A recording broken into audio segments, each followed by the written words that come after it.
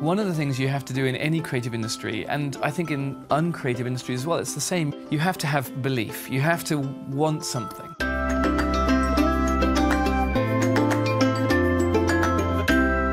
The genesis of Media Molecule was when 5 friends with a huge amount of experience in the industry walked into a boardroom at Sony and said, hey, we want to make a game about knitting and buttons and user-generated content, except we didn't even know it was called that at that point. We thought, there's no way that they're going to go for this.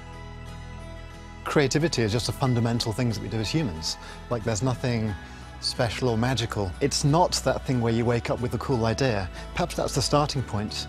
But then you need to take that idea and sort of kindle that flame and then put huge amounts of effort into seeing whether that works.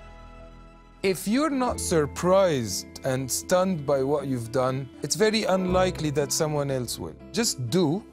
You do 10, 20 things, one of them is gonna be good. That's the attitude, and we don't know which one. Let's choose together later. When you think this is gonna be cool, but I don't know whether that's going to work, then you're definitely exploring something that perhaps no one's tried before. Then you're innovating. You can't ship something as complicated as a game without embracing a mixture of iteration and explosion and evolution, and then sometimes that crazy idea.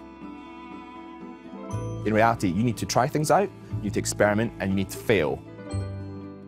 And one of the most amazing things about failing is it gives you a new constraint. It's like, I went down that road was painful, but that's cool because now you've given yourself a new kind of wall to push off. Love the good as well as the bad, because it might be the bad that actually leads to something much better than where you thought you were heading in the first place.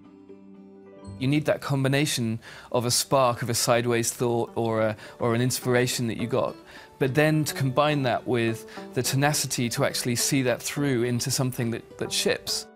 You have to take risks. And so in a way, releasing a product is a creative experience in and of itself. One of the beautiful things of working here is that we get a lot of rope to play with ideas and experiment, but it's grounded in the idea that in the end it's a commercial product that has to reach an audience, and that's rewarding. I want people to play our games so that people can enjoy it on a grand scale.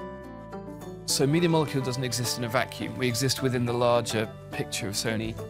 I'm so lucky that we've been allowed to take risks in certain key places, and the result is the games that we've made.